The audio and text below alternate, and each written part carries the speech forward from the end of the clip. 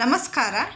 ಹೋಳಿ ಹಬ್ಬಕ್ಕೆ ತಯಾರು ಮಾಡ್ಕೊಳ್ತಾ ಇದ್ದೀನಿ ನಾನು. ಇದನ್ನು ಹಸುವಿನ ಸಗಣಿ ತಂದುಬಿಟ್ಟು ಅದರಿಂದ ಬೆರಣಿಗಳನ್ನ ಮಾಡ್ಕೊಳ್ತಾ ಇದ್ದೀನಿ. ಬೆರಣಿ ವಿವಿಧ ಆಕಾರದಲ್ಲಿ ಮಾಡ್ಕೊಳ್ತೀವಿ ಈ ಹಬ್ಬಕ್ಕೆ.